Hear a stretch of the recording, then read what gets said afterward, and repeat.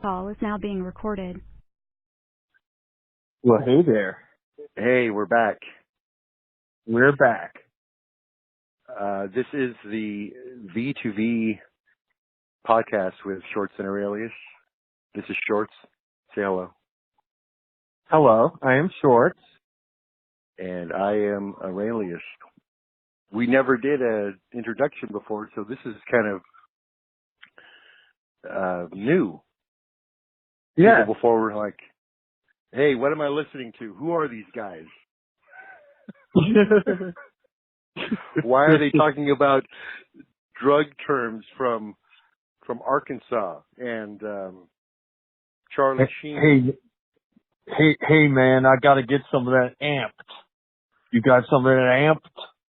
Ooh, Woo! You got the woola. You know, which the marijuana cigar dipped in malt liquor. It's the fire. Yeah. No, don't smoke it yet. It's got to dry out first.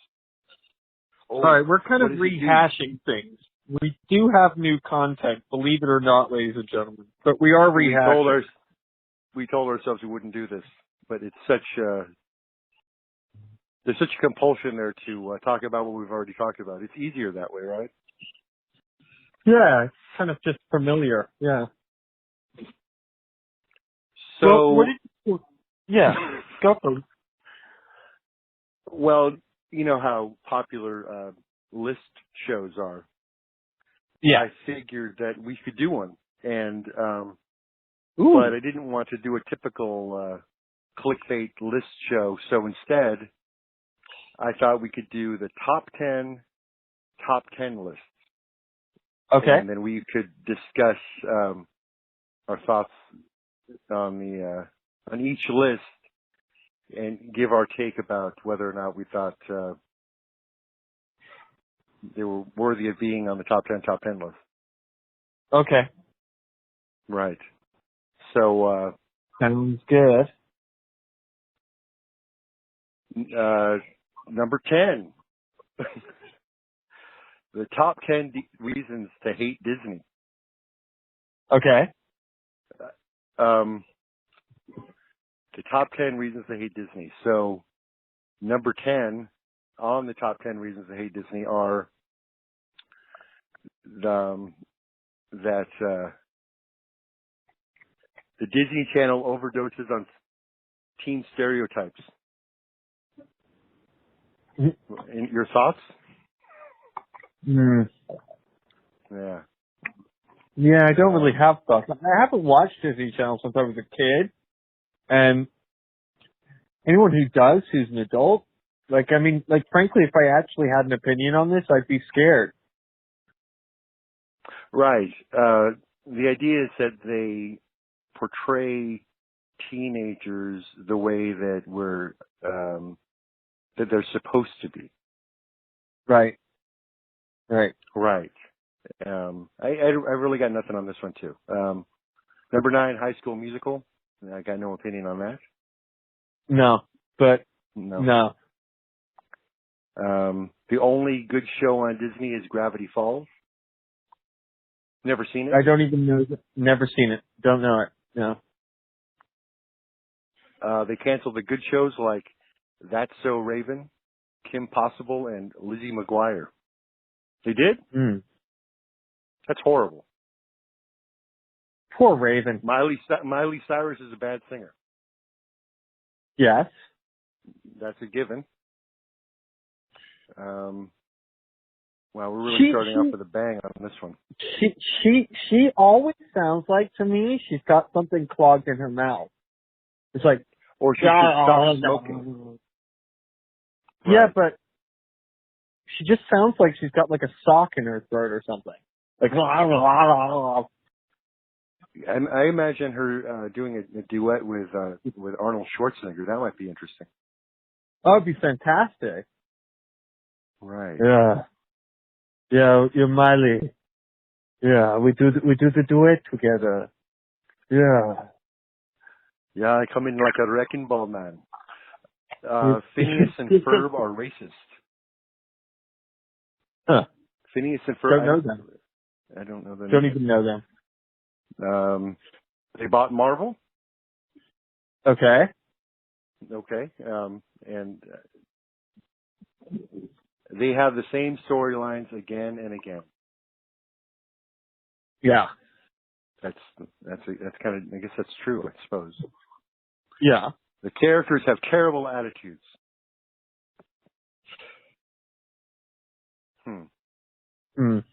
I guess, I don't know. I feel like this is just so bland to me. I don't know It's much really about bad. them. No, but I wonder if other people have any opinions about this. The Disney Channel has bad shows. Well, like, I'm certain that they do have opinions about it. I mean, my ex had a friend who works at Disney and basically lives in Anaheim, and her whole entire life is just Disney. You know? Right. It's Right. like She's you walk into her home. Yeah. It's just like, but, I mean, that sounds glamorous, doesn't it? I'm a Disney cast member.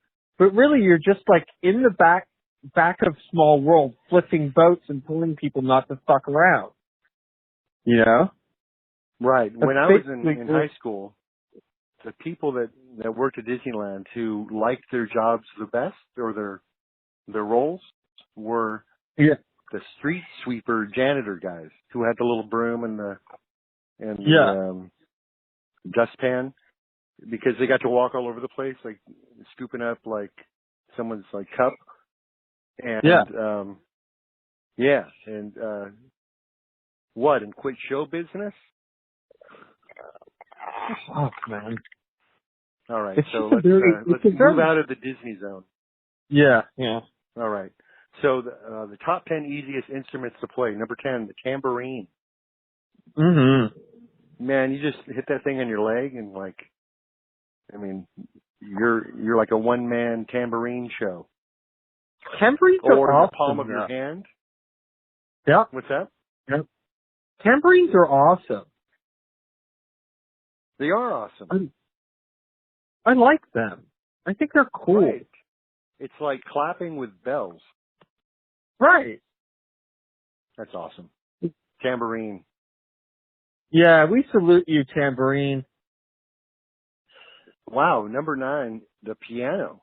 That seems like a giant leap from tambourine to the piano. Yeah, I'm not buying that. Easy that instrument to play. I don't think that's right at all. No. Wow. Piano seems to be one of the more difficult instruments to play, in my opinion. But they're staying with percussion here, which is interesting. Are they saying that just banging things is a lot easier than like plucking or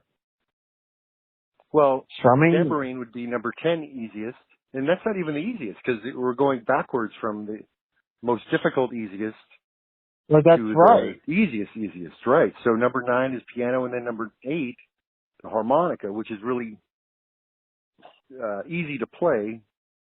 Yeah. Not easy to play well, though.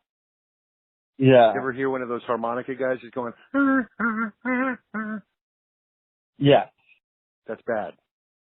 But very easy to play. Yeah. The clarinet. This is pure horrendous. insanity. It's insanity. This is bullshit. Who wrote this? Is this like an algorithmic generated Google thing? It's the compilation of the top 10 list. By the top 10s. I knew it. The easiest instrument to play. Now this may be accurate. Number 1, we'll just skip because the other instruments seem very difficult, like the guitar, the clarinet. The number 1 easiest instrument to play, the triangle. I like the triangle. I do too. I wonder if we could start a band with a tambourine and a triangle. And a harmonica. And a piano and a guitar and a clarinet. Now, hold on a second. That's the easiest you can get. Can you imagine a band with a piano, clarinet, guitar, a tambourine, and a triangle. What Oh kind of my music God. would that even be? That would be awesome. It'd be great. All right. This is going nowhere fast. Mm. The top 10 cigarettes. Oh gosh. What? No. Just no. How long has it been since you've had a cigarette, Marcus? About 10 minutes. Ah. You dirty bastard. Oh well. Gosh. The top 10 most needed survival items. Okay. Freeze-dried meats. Number 10. Yummy. Number 11. Wait, what did I say number 11 for? I'm going the wrong way. How can you have a number 11 in the top 10? By the way, number 11 is a hunting rifle. Oh, really? In the top 10 list. So it's there. Number 9, matches. Yes. Number 8, duct tape. Yes. Number 7, ammunition. Wait, what? This sounds like a serial killer manifesto that you're reading. It's like Number really 6, bad. backpack. Number 5, handgun. Mm. And number 4, survival knife. Number 3, a first aid kit. That's pretty useful. Mm. Number 2, a water purification kit. I think Travvy had a water purification kit. Could he pee in that and then drink it? He said that you could just get any water like out of a puddle and it would be okay to drink, which I really have my doubts about. Yeah. I never saw him use it, but he was very proud to have it. Yeah, of course. Yeah. And the number 1 survival item, water storage. Something good for storing water. Sounds good.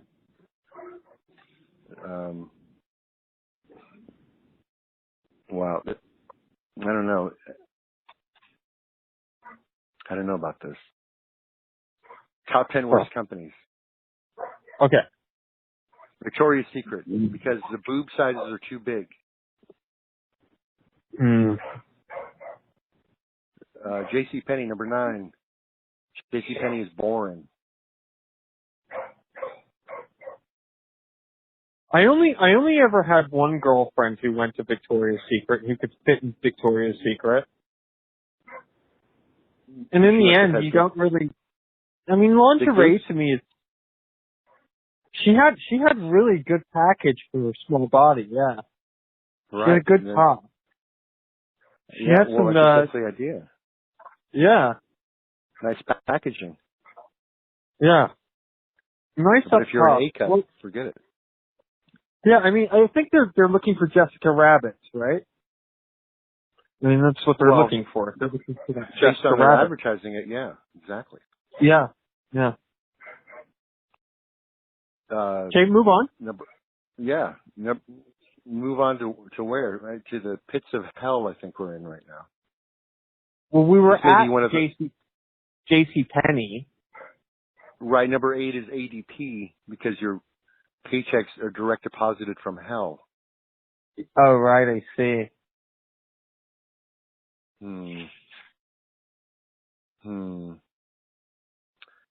Well, this may have been one of the worst ideas to ever be included in a podcast. Yeah, this is kind of bad.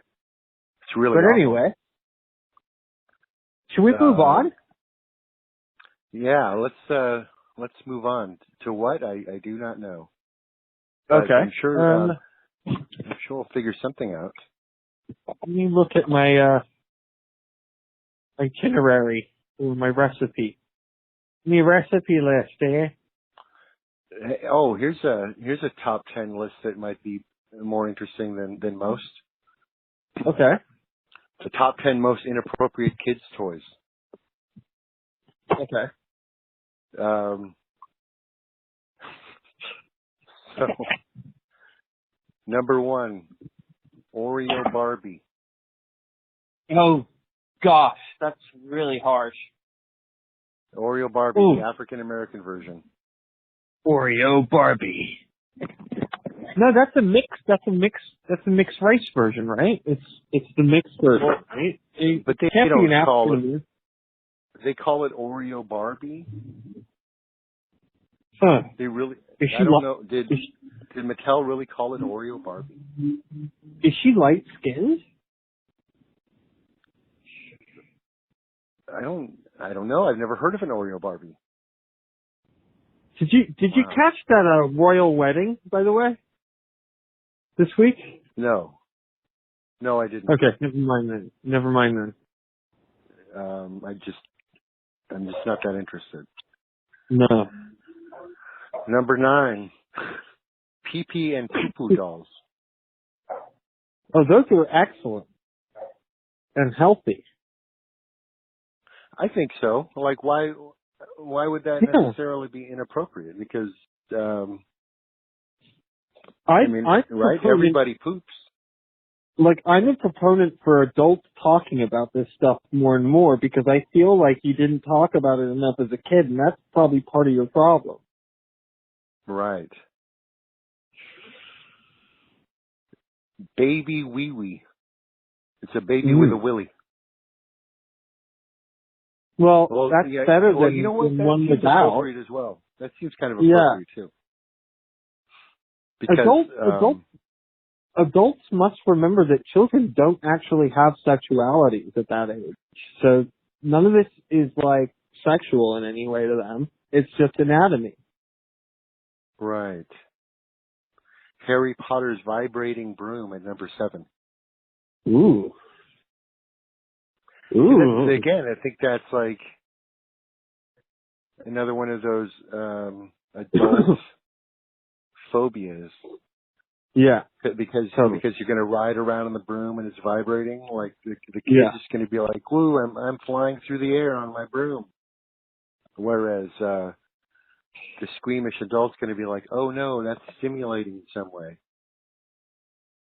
Oh, this is good. Number 6, you can shave the baby. What? You can shave the baby. Yeah. I like it when I shave the baby. And there's a quote here. It says, the baby's hair isn't only on top of the head, also on the butt and the crotch. That's not a baby. That's a little man. That's listen. Look, listen.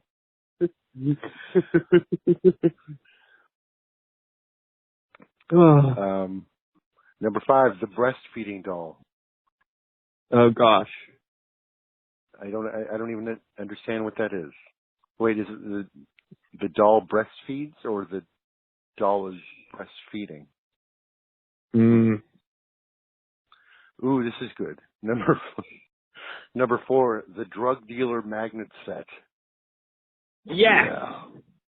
Now that's great. I have no idea what the drug dealer magnet set looks like, but I bet it has several of the drug slang terms that we discussed earlier. I bet it's amped. It could be amped. I'm sure there's a woo-la in there somewhere. Yes. Number 3, the Dora Aqua Pet. Oh. What's an aqua pet?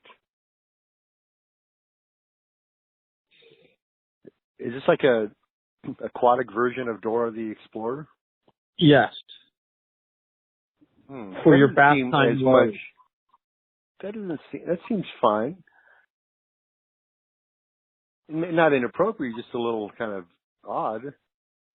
You don't know what she was doing underneath the bubbles, Marcus. She was exploring. Dun, dun, dun. Number 2, the Hitler doll. Yes. The Hitler doll. But like Hitler is a 5-year-old? Yeah. Because Hitler is a 5-year-old was just a 5-year-old. Right. Adolf, what are you doing? I'm just drawing, Mama. Like I don't know, was he like drawing swastikas at 5? Like, this would be my symbol. I think he's just a 5-year-old. Or is it like a very small older man doll Hitler? Because that would be why would you give a grown man doll to any kid? Like, hey kid, here's your new dolly. It's Joe the mechanic from down the street.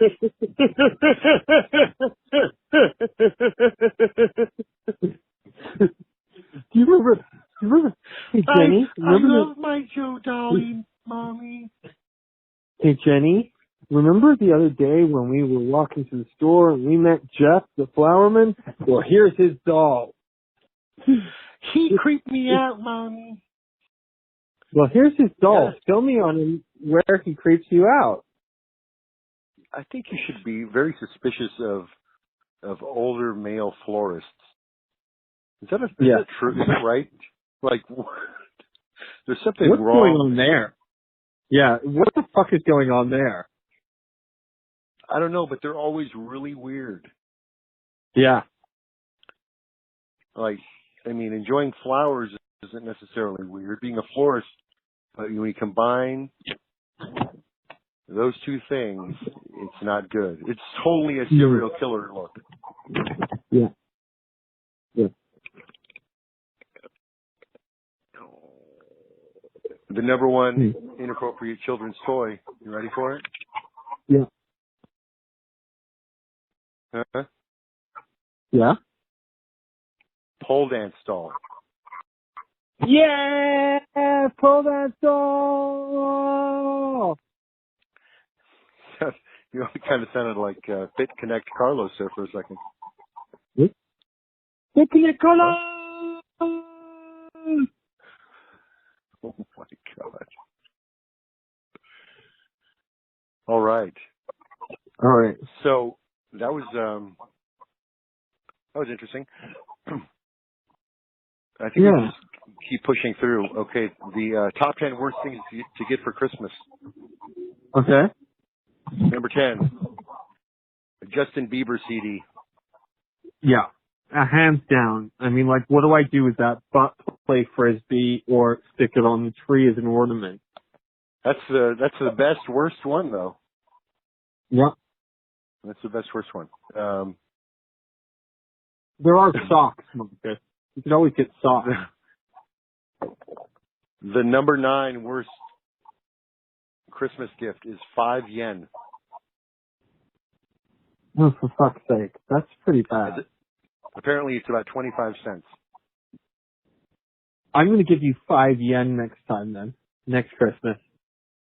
Put that 5 yen in I can buy half a paperclip with that. Yeah.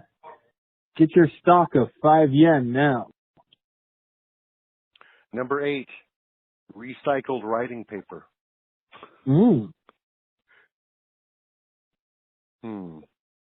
ever use that stuff? Yeah. Recycled writing paper. It's got all like the wood grain look to it, and like it's got bumps. Yep. Some weird greenish color. Yeah. The lines are like extra wide rule. Yeah. So it's like, what am I going to do with this? Yeah, it's a bit weird. Dora the Explorer DVD. Does that go along with my Dora the Explorer doll that goes underneath the bubbles and does things, exploring things? It comes with a Dora Aquapet, yes. Yeah. So you can do stuff like watch your DVD while you're in the bath. Yes! All I've ever wanted. That's exciting, if not a little dangerous. Risque. risque, I tell you. Those who live on the edge. Okay, honestly, no person likes number 6. Okay. The number 6 most inappropriate Christmas gift is a ball of dust. A ball of dust? Right, and I don't think they're talking about the drug slang version of dust either. Yeah, but are they like, talking about hold on a second. If someone has put together an effort enough to create a ball of dust and then give it to me as a gift, then I'm kind of I have to take it and be happy about it. Because it's the thought that counts. And it's creative as fuck. You got nothing and you're creating something out of a ball of skin flakes and, come on. So if it's the thought that counts and I'm thinking of you and then I think, oh, I know what Shorts would like, a ball of dust. And, and I gather up the dust and turn and craft it into a ball and say, here, I guess I package it up too in a nice wrapping paper. Yeah. And you'd be very excited about opening up your gift. Would you really be that thrilled upon opening it to receive a ball of dust? I mean, honestly, no person likes that. I mean, to be honest with you, just for trolling value, that's amazing. Okay. It's amazing. All right. You ready for number 5? Yeah. They're getting worse, by the way. Okay. A fingernail. Oh yeah. Yeah. I'm eating one right now, actually. Oh, yummy. Hey, what'd you get for Christmas? A fingernail. But did it have was it a toe or a finger? Oh no, it's just a finger. Would a toenail be a step up? I think so, because you could get fungus with that too. And that's an added that's gourmet. You see what I did there? I did. I saw what you did there. I don't feel acknowledged, though. A step Hold on up. a second. Let's acknowledge Marcus on his fantastic joke skills and creative. So let's rehash. So is a toenail better than a fingernail because it's a step up?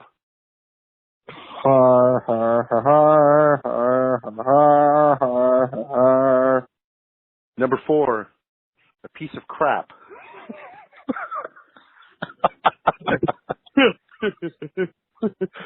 Wait, what?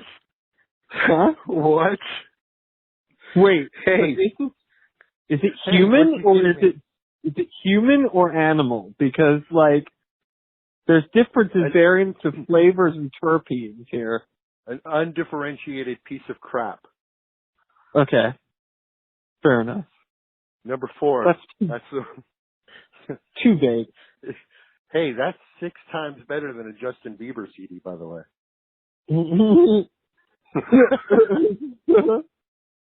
Yes, sir. Now, I may disagree with actually number 3 and number 2 because I've raised children, and number 3 and number 2 were the items that I thought were the favorites of any kid, or at least the kids that I knew, the young man. Number 3 is a cardboard box, and number 2 is a stick. Now, I think any self-respecting 5-year-old, from my experience, loves a cardboard box and a stick, especially when they're combined. Dude, I had the greatest times with sticks when I was a kid. We could make guns out of them. We could make anything out of them. You could make anything out of sticks. Sticks are awesome. Right, they can be anything. That's Along the whole with a cardboard thing about box. It could be anything. Yeah, it could be a spaceship. It could be your private. That's the thing. Cave. A hat. Yep. Sure. So. I'd be happy with that. Yeah. I'd be happy with a cardboard box and a stick today, actually. If someone gave me that as a Christmas gift, I'd be pretty thrilled. Yeah. And the number one worst gift for Christmas is a bottle cap.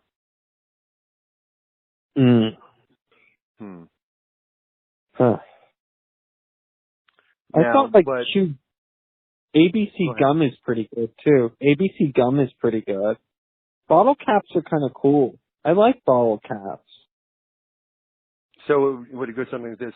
Merry Christmas, I got you something. And in my mind, wow, is it the new book I wanted? Is it the Bieber CD? Is it a piece of crap?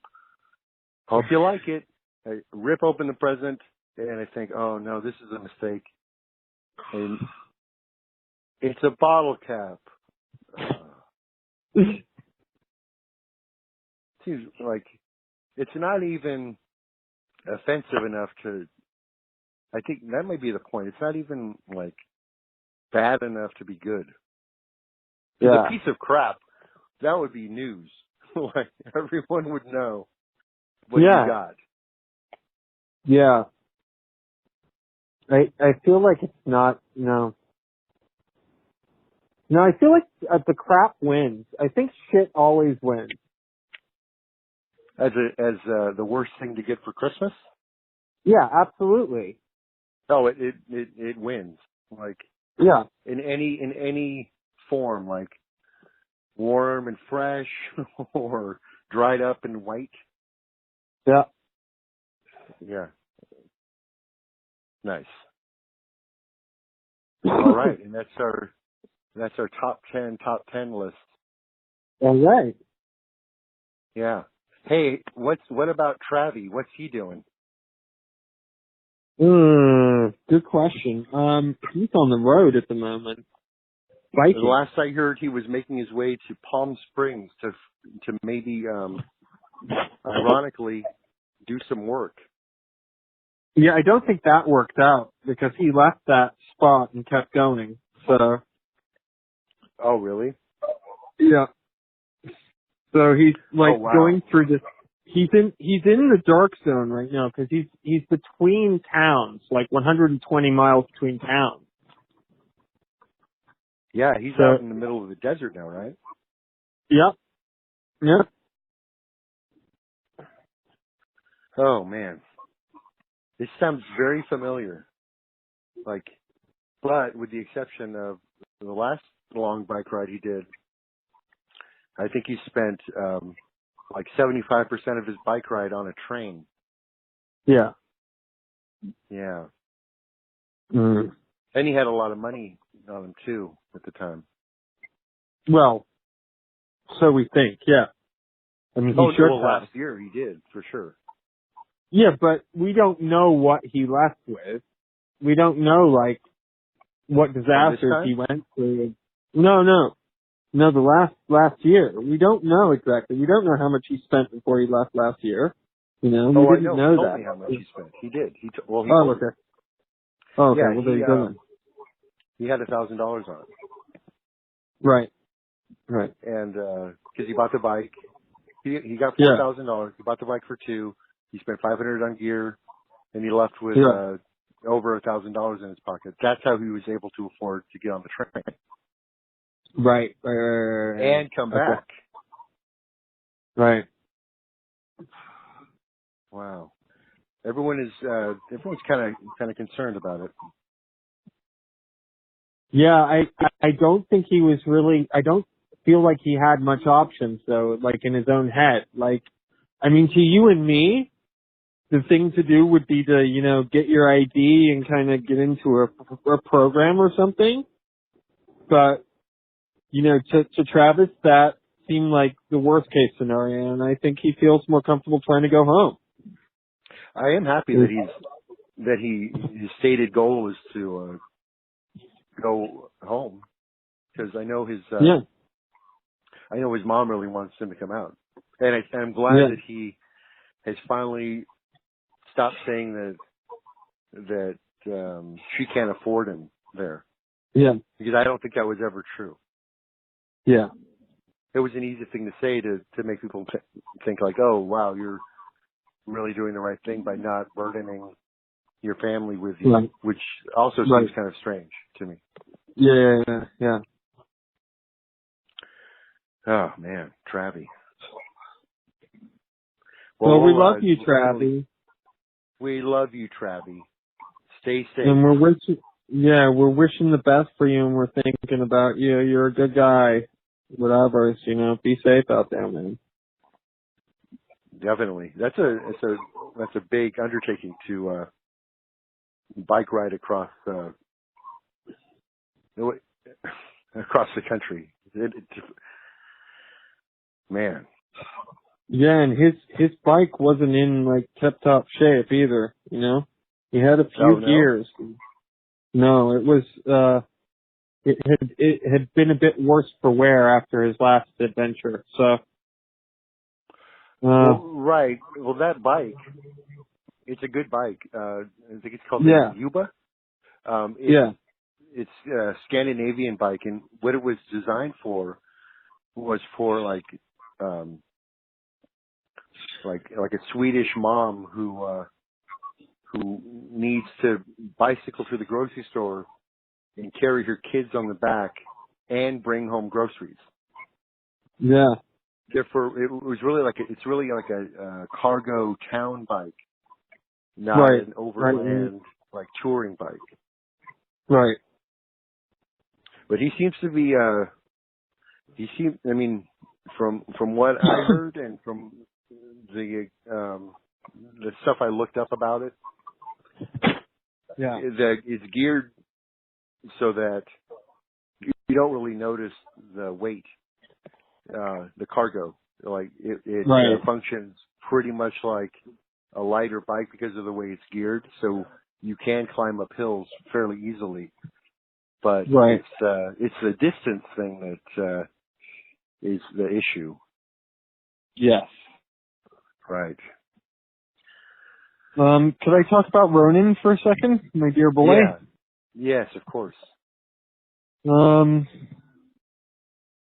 I've had this dog in my family now for 14 years, and he's kind of been a really great companion and friend to us the last 14 years through the ups and downs, and he's sure been great to my mom through her being bankrupt and losing everything and living in a car and, doing this and that to keep things afloat. He was always there. And this week, sadly, he lost the ability to hold any oxygen in his lungs, and we had to put him down. Mm-hmm. And I love droning. He was a dear boy. Dear boy. He incredibly intelligent golden retriever. Incredibly emotive and thoughtful and just simple and easy and so just there. Mm-hmm. Yeah. And he was so adaptable, too. And he went on all these types of adventures all over the place with Mom, Oh, really? Saw all these wonderful things, over the years, He even one time came with Mom to get me from Manteca when I was trying to break up with Alyssa or trying to figure out a place for us to live or something. I can't remember what was going on. But,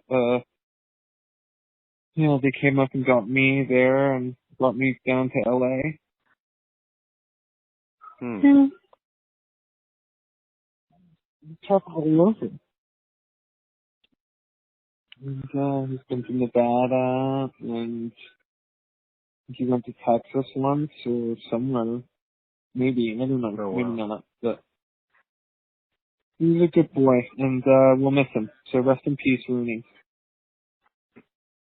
Definitely. Should we do a Charlie Sheen update? Sure. Is there anything new going on with Why, yes, there is something new. There is something new. I'd love to hear it. That house that he had on the market for $9,999,909.9 is now for rent. because no one's going to fucking buy that. And he's renting. Really? Yeah. Really? What's the rent? I think it's like $4,000 or something per month. No, Really? it can't be. It must be way more than that. 40 grand per month or something? That sounds closer to probably accurate. Yeah. Yeah. Because if it was 4? Hold on, let me look. Hold on. If it was $4,000, I'd say we round up yeah, we all 3 or 4 other people and move in. fuck yeah. Oh my God, can you imagine? Oh my God, it would be crazy. It'd be so Hey, much fun. where you living? We renting the old Chuck Sheen place. It's got tiger blood in the pool. Winning. We got Adonis DNA in the bedroom and winning in the bathroom. It comes with 4 goddesses too. Yeah, comes with the goddesses are here. The actor's Beverly Hills, California home couldn't find a buyer for $10 million earlier this year, so it's now on the rental market for $43,000 a month. Mm. You know what? Go ahead. It's still just an artist's rendition of the house. It isn't actually. Is it that shot from the back with the pool? Yeah, with the pool. Yeah, winning. I have a suspicion that it's going to be just as difficult to rent that place for $43,000 a month as it is to sell it for $10 million. I have a suspicion all of this is completely futile. I want to know why you can't see the inside. What's going on in there? Just shit spread all over the walls. You know, I like to shit in my hands and then smear it all over the wall. Come on in. I just winning. Winning. Oh man. I got dead hookers, you know, from Hollywood, you know, passed all up on the walls. I've got them taxidermied. Taxidermied hookers. Keeps them, you know, it keeps them fresh. You gotta have them fresh. You know, if you're doing steroids and you're doing tons of cocaine, banging 9-gram rocks, you know what I'm talking about. You know, you gotta have fresh hookers on the wall. Right. Oh God. Wow. That's so that's the Charlie Sheen update. Charlie Sheen update. Winning. Charlie Sheen winning. All right, so would you care by chance, sir, to get into an Arnold update, maybe? You know, it's funny that you mentioned that. I was just looking to see if there was anything new that he's up to. Yeah. Yeah. I want to tweet to Pruitt about the water contamination. Yeah, it's important.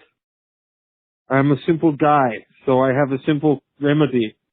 When people like Pruitt ignore hide pollution, if you don't have a problem with Americans drinking contaminated water, drink it yourself until you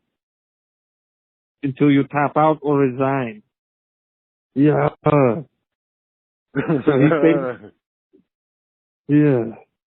He's basically going after the water guy for contamination or whatever. Oh, really? Yeah. Oh, that's he's going after Scott Pruitt. Huh. Oh, okay. So, right, because the situation is that it was the EPA that has been hiding the fact that that because of these executive order deregulations that companies have now been able to dump poison into the water supply. Yeah, basically. Yeah. I talked to Scott Pruitt and I say, Pruitt, listen to me now. Pruitt, you poison the water and it's no good. I'm a simple guy, so I have a simple remedy. When people like Pruitt, I like to say that in Pruitt ignore high pollution. If you don't have a problem with Americans drinking contaminated water, drink it yourself then until you tap out or resign, Pruitt. You son of a bitch. You son of a bitch. You poisoned my water. Pruitt. When you were a baby, you drank milk, Pruitt. When you were a baby, you drank milk, Pruitt. But now you drink poison water. I like beer. You drink the poison. Yeah, you contaminated me. Yeah, my body is contaminated. Yeah. You're the part of the reason I had the quadruple, quintuple bypass heart surgery. And now I can't even go to. Now I can't even go to my favorite Santa Monica restaurant without poison water there. Yeah, but at least I don't feel like a prisoner in my mansion anymore. At least I don't feel like a prisoner with the contaminated water running through my body at 2,000 parts per million. Yeah. 2,000 parts per million. Yeah. 2 billion parts per thousand. Yeah, there you go. It's more like the math. I like that math, yeah. Now you do the math. Yeah. Pruitt, do the math, Pruitt. It's a breach. It's a breach of your public prerogative. Welcome to the party, Pruitt. Yeah. When I was the governor of California, we had pure water. Yeah. I'm fighting a crew of gardeners right now that are chasing me.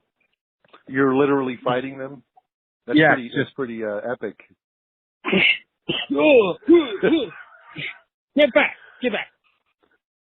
And if you want to clap back, Pruitt, you can find me at Arnold Schnitzel.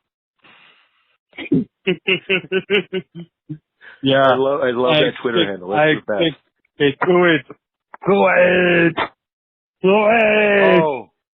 Oh, he changed his, he's just Schwarzenegger now. He's not Arnold Schnitzel anymore. Yeah. Don't ever call me a self-made man. Remember that. Yeah. Don't ever call me a self-made man, Pruitt. Pruitt! Listen to me, Pruitt. You must get the job done now. Climate change is not a political issue, it's a health issue. Climate change World Summit. Listen to me. Listen to me very carefully. Yeah. And then I talked to the Jane Goodall in the Chimps. She's also at the Austrian World Summit. She's an amazing leader. Don't poison the chimps. Yeah, but what was actually going on there with the chimps? I mean, come on, was there any nookie? Come on. I mean, she spent a long time with the chimp there, huh? You know a lot about the chimp, eh?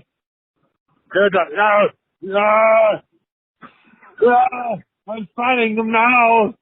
Yeah.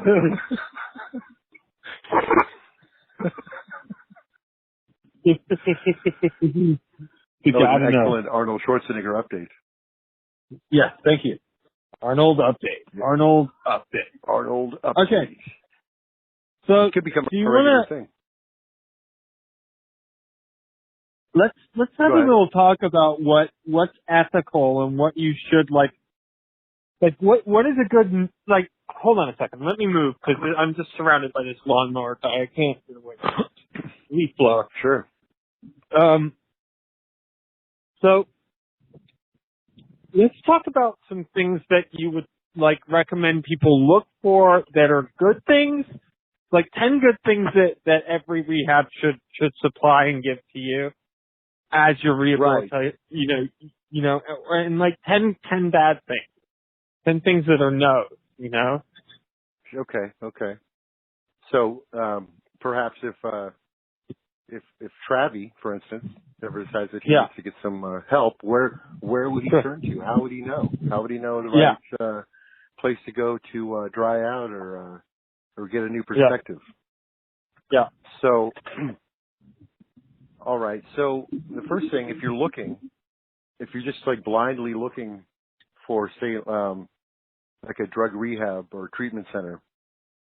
So, say you're online and you want to make sure, first of all, that the name of the treatment facility is mentioned in the advertisement, the name itself, not something generic, because if it's generic, what that means is it's being advertised by like a lead generation call center, or like a third party that isn't actually affiliated with the treatment center or plan. Right. And so they're going to refer you to some unknown place that they don't even care about because they're going to get a kickback on the referral. Yeah. That's the first thing. All right. So, and then you want to find out where the place is located and if it actually matches the location that's being advertised. Because in a lot of cases, again, they'll say, like, treatment center in California. Yeah. And you'll call up and they'll divert you to the treatment center in Idaho. Because again, it's not actually affiliated with the center itself. And that's pretty common. Because there's a lot of money to be made in referrals. So, okay, so once you verify that, you want to find out if they're licensed, but also accredited by the Joint Commission. It's an accreditation body for rehab facilities. It's a legitimate. It's called CARF, and I don't remember exactly right off what the acronym means, but you'll ask if they're accredited by the Joint Commission or CARF. And what they do is they assure certain standards of care are being met. Like one basic one is that the cleanliness of the place is up to hospital standards. Yeah. So that's good to know. So now you're like, if these things are checking out, you're getting into a situation where you're likely to get something that's real and helpful. So if that's the case, then you find out about who the owners are, their backgrounds, individual licenses that they hold, because you can own a facility and really not have anything to do with it. Take like Promises Malibu, for instance, right? Where the kid died, right? That was the guy who was they advertised on television like that you come here and then you're not a drug addict anymore and you're cured. Yeah. Well, the son in the father and son team OD'd and died. Oh, well, that's lovely. Yeah, right. So we don't want that, because what happens is,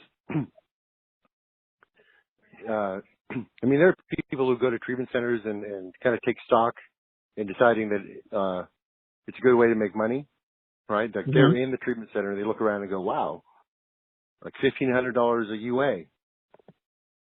Yeah, I could do that. You gather up financial resources, open up a treatment center, treatment program with maybe perhaps only minimal clean time themselves. You call it giving back, but if you're profiting from that service, it's certainly not altruistic. No. And you want to find owners and operators who have either are or both licensed and accredited and or have a long period of abstinence and like drug and alcohol recovery themselves, because those kinds of people are going to know what's needed and what worked for them. Yeah. Okay. So, Can I ask you a question, Marcus? Yeah. And I mean, like, I don't want to throw you under the bus as someone getting into this industry at all. So please don't mention names if you don't feel comfortable. But Sure. are there like five top worst places to go? No, there are far more than that. I mean, just about every other place is the worst to go, and the reason is because they're not meeting these check marks on this list, and sometimes it's really difficult to determine, because what happens is, like, family and friends, loved ones, they want to get their guy or girl better, and so they'll just go with whatever. Yeah, whatever's offered. I'm pretty familiar with that method. Yeah, Marcus, I do remember this. Right. Yeah. As we go on, so those are the first 4 points. Then you need to find out, like, who the actual, like, providers are. Like, who's going to be providing the therapy? Are the clinicians, psychiatric services? What are the methods of treatment? Are those people trained and licensed? Like, the idea is, like, consider where you would go for a medical problem, right? Say, like Chunks with his diabetes, or some other guy with a broken arm, or surgery. So you wouldn't go to the diabetes guy for your broken arm. Like, you would go to the broken arm guy. And there are different methods of treatment that are more viable than others, or more effective. Sure. So you want to find out what they do and how well they do it. Right. If it sounds too good to be true, and then you probably want to stay away from that. If the treatment center doesn't have if they don't list, like, their clinical staff on their website, for instance, like the counselors or a nurse, like, if they're not included in the advertisement itself, then it's probably a big red flag. Because you want to be able to look these people up to find out if they're legit. Right. All right. So then most of these things accept insurance. So they should be talking to you on the phone about deductibles, copays. That's really the standard aspect of most care. Like, just like a hospital, they need to talk to you about what your insurance covers. Sure. Now, if you find that things are being waived, or that we don't, we're in the sense of what your insurance covers, they're not including in that, and they're just kind of saying, "Oh, we don't need to include that. We're going to waive that." That's no good, because they're just trying to get you in the door and make money, regardless of what kind of insurance coverage you have. If you have crappy insurance and it clearly doesn't cover what they attest to be the treatment they are giving you, then they're probably not really giving you that kind of treatment. They're just saying so. Right. So a lot of these places, they offer like incentives, like free cigarettes or even cash. That's illegal. In fact, there are people who go into treatment as a profession. Like, you spend 10 days in the treatment center through a broker. The broker gets a kickback, and then the broker, after like 2 weeks, pays the client half of what they make, and the client leaves, and the cycle starts over again. So that's real. That really happens. How does that work, though? Like, who sets that up? Because the treatment center gets the insurance money for the so-called treatment. They give up to literally $4,000 a client to the broker. The broker then kicks back that money back to the client. Holy shit. Yeah, so everybody's getting paid. And this isn't always the case, but it certainly happens. And it was really bad in South Florida up until fairly recently when they started cracking down. And now California is kind of the hub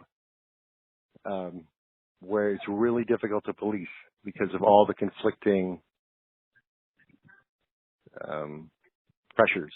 Like, I mean, there's an opioid epidemic, and so people are like, yes, help my kid, help my wife. Yeah. You know. So another important thing is to determine, like going back to the Charlie Sheen image of his mansion. Are the pictures promoted in the marketing materials the actual treatment center? Right. Because that happens too. Sure. You know, you show these great buildings and vistas and, you know, all this cool stuff like the indoor pool. Yeah.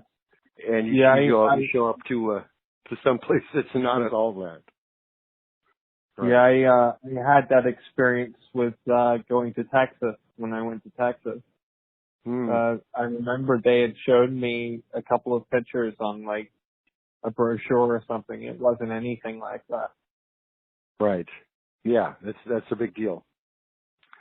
And then if all this is like checking out and you're getting good answers, yeah, you want to find out about as clearly as possible what are the specific percentage of successful outcomes. Like, how do they keep track of treated patients, and how do they know that their methods are working long term? Right. They should have data on that. And if they won't offer any kind of real number, and it just sounds like something ridiculous, like 80% of our people have like long-term recovery. It's probably and with nothing to back it up, it's obviously a big red flag. Yeah.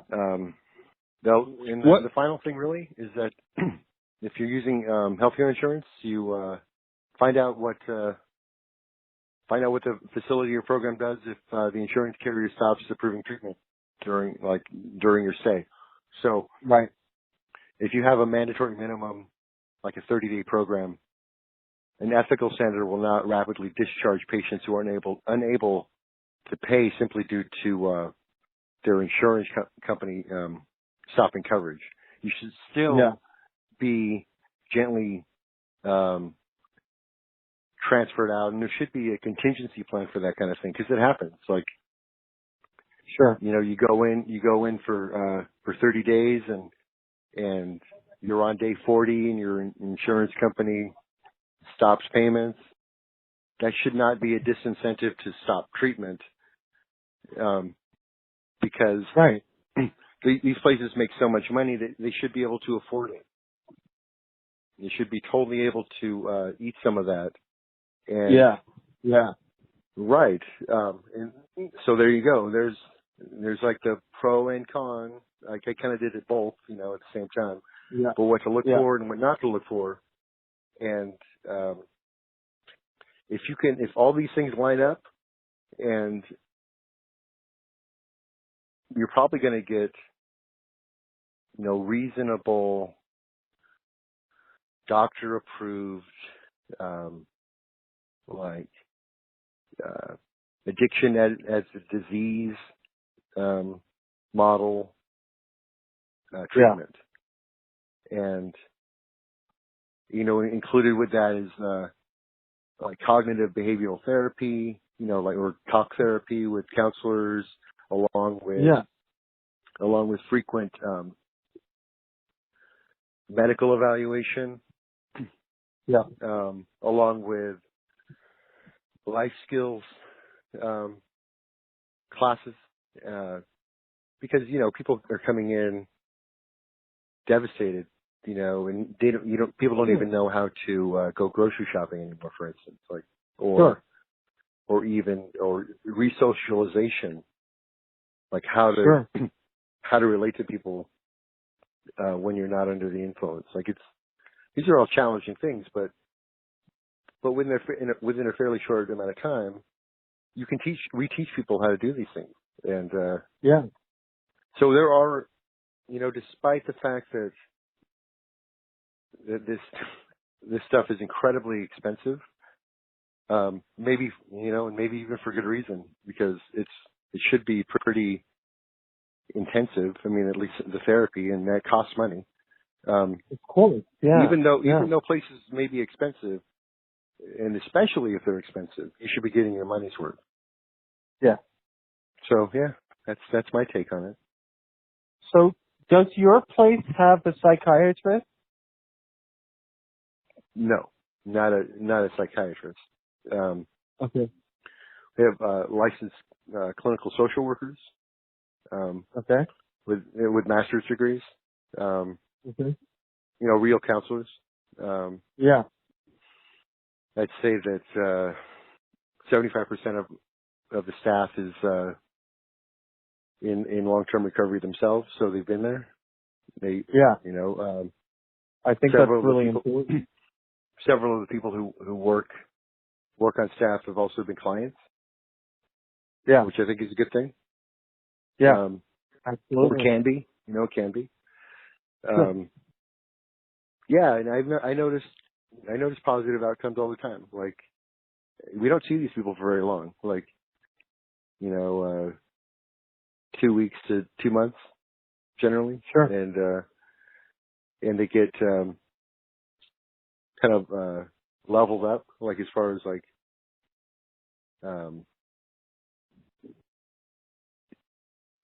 their beneficial restrictions. Come in, you're detoxing. So sure. We're going to take away the distractions. We're going to take away your mouthwash. We're going to take away your hand sanitizer. Right? Yeah. And because we don't want you to drink it, and we're going to take your cell phone. You can make phone calls. You can make 2 necessary phone calls. There's going to be a staff member with you while you do that, because some people need to call. They need to call their family. They need to call their work. They need to call. Sometimes they need to call their lawyers. Sure. So we don't prohibit people from doing what they need to do, but there are some restrictions in place so that you're not distracted from while you're there. And one of the things that I always go ahead. Well, you're protected too that way, because you have people in your cell phone clearly that you could call who are not good for your life, probably too, right? I mean, sure. Well, sure. I mean, people want to call their girlfriend, and we're not opposed to that. Yeah. But we want to be there to make sure that you're okay on the phone with your girlfriend, because that could be I hate the word, but it could be a big trigger. Sure. To wanting to get out of there, wanting to leave, or wanting to stop the process, stop the treatment, because she convinced you to come home. Because these people come from all over the country, Of course, there's some of these first time on an airplane, in some cases, and it's all very exciting, but also really it can be really nerve wracking, especially if you're detoxing off of 5 or 6 different substances. Sure. So the one thing that I tell people, and this is because it's true, and this is certainly different from I guess your experiences as teens who get their custody signed away to private companies. That's different. Yes. I have to punch in a code to get into the facility. But when you're on the inside, the door swings open at the turn of a knob. anyone there, staff, clients, anyone inside has the complete ability to exit. And At all times. we may at all times. We'll follow you and walk with you and talk with you if you make it go for it, you know. Sure. The other night, a guy exited, and one of the staff members walked around the neighborhood block with him for an hour while he kind of decompressed and came back down to earth and then decided to come back. You know, it's our obligation to do that because they're under our care. So you don't want to just let someone like split, you know, because of course they could get hurt, you know, and I mean, but one of the things that like was very like it was kind of like announced immediately when you get to these places was sort of like when I was a teen was like, you know, I'd get into a place and I'd be going through sort of, you know, my inventory with this person about who I am and what I've done. And then I kind of go, okay, well, I don't really want to be here anymore. And I go for the door and there'd be like two people stopping me from like even going at the door. And that to me that changes treatment because it becomes forced at that point, you know? Right. So yeah, I think go ahead.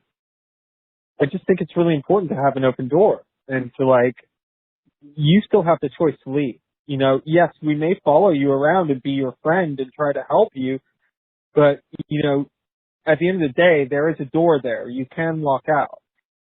We're not going to stop exactly. And this is opposed to your experience or in other children's experiences as teens at the so-called troubled teen facilities where your parents hire people to take you away. Yeah. And they, you know, you're given up to a private company. Yeah. Right. And kids die in the care of these places. Mm-hmm.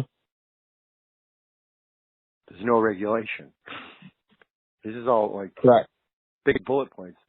And in many cases, and if not most, the treatment methods are ineffective and possibly insane. Yes. And also... And furthermore, like the brainwashing that goes along with that can stay with you forever. Yeah. Yeah. Right. Yeah, you want any... And I mean, like anyone like saying that, you know, isolation is a therapy in any form is bonkers.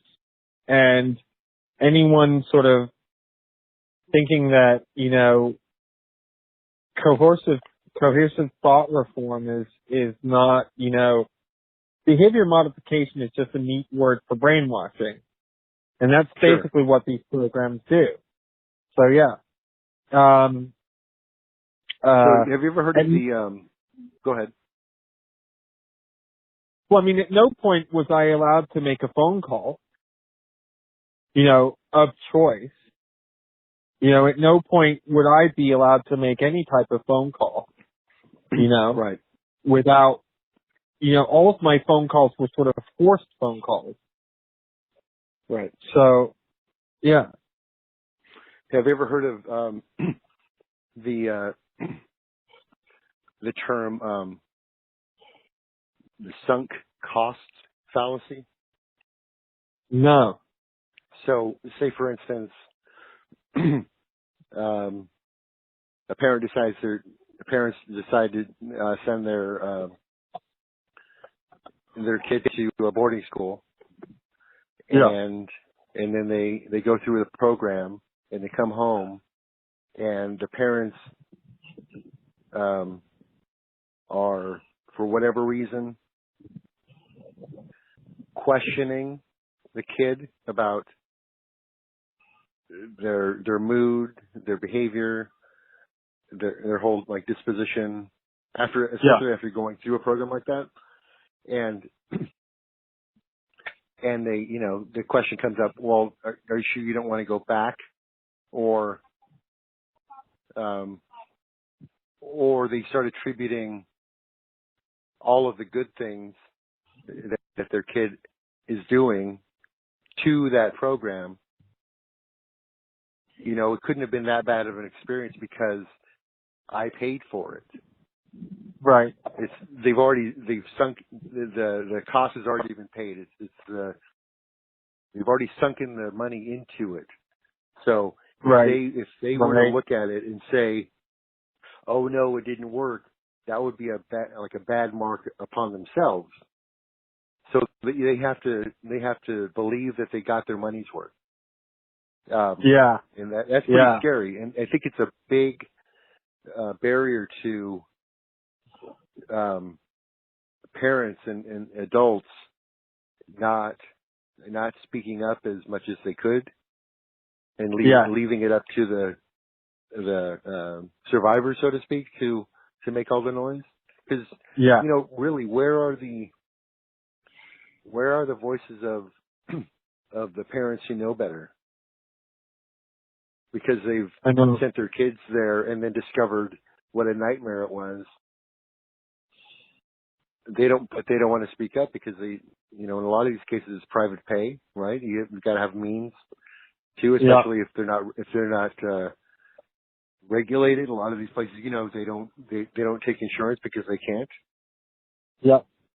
Right. So that's an interesting thing to explore, maybe the idea that I would like you to text me that quote, whatever it is, the sunk thing, because I'm going to post that in WASP Survivors and see what people come up with.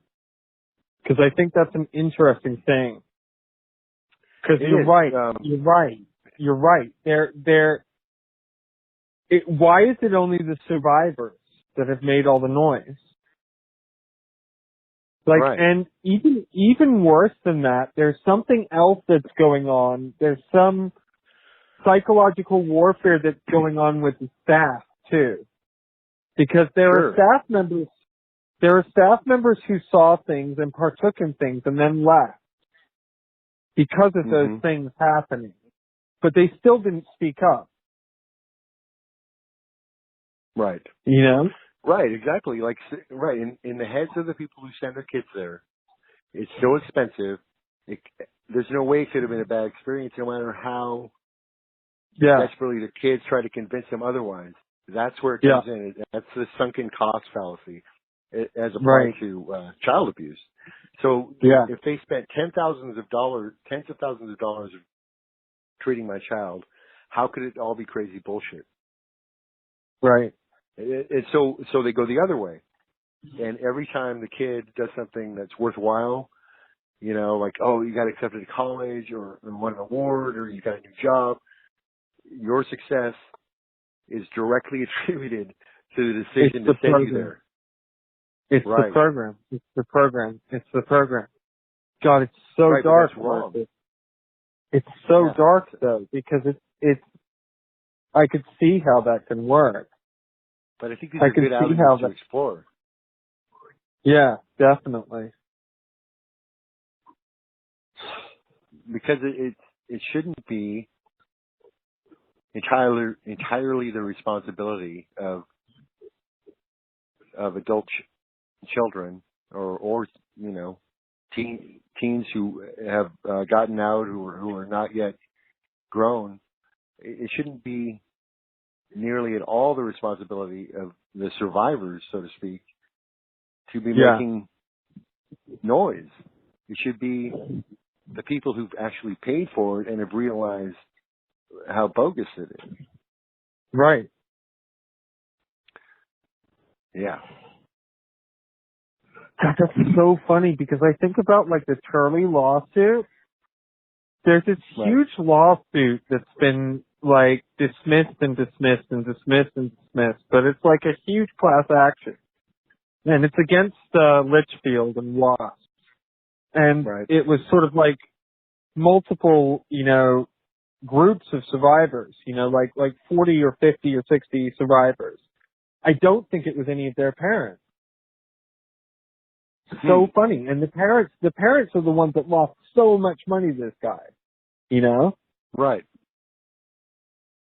Right. Why aren't they more upset? Right.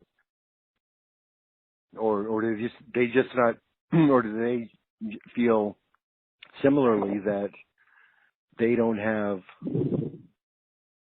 a voice either?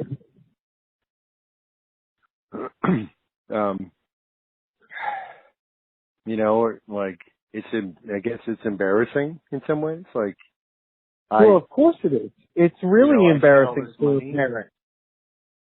Right. It's really embarrassing. I mean, it's embarrassing. I think it was like a really tough pill to swallow for my mother to admit that, like, these places were not good for me.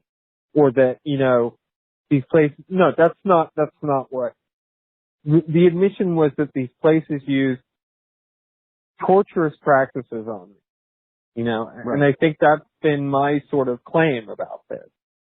Like, and that I witnessed horrendous abuse and stuff that shouldn't have been going on. I don't know. It's very weird that. Definitely. I mean, there are people who still care about this stuff, obviously. Yes, clearly.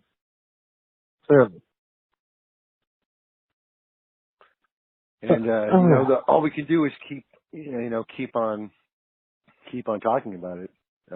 Yeah, and I think that's just the most important thing to do is just keep saying that, I mean, I think the biggest thing for me was my whole realization of sort of, okay, yes, this was wrong. Like that, just even that alone took me so long to figure out in my head. Years and years and years. And it really wasn't until I had a therapist. And I started sort of like going, okay, well, this one time, they brought down this girl and she had been fighting on the unit and she was being restrained and she somehow grabbed hold of this staff member's hair and she wouldn't let go. So this other male staff member grabbed this young girl and just started punching her repeatedly in the face to get her to let go. And how I watched this happen, and I watched like blood spattering all over the white wall. And like, I still in my head, there had been this spin that this girl was out of control and this was the only thing that could be done. And this was therapy, and like all the while I couldn't like figure out, okay, well, and I didn't have the wherewithal to figure out, okay, well, first of all, the two staff members who were in the restraint were not licensed with any mental health qualifications at all, Sure.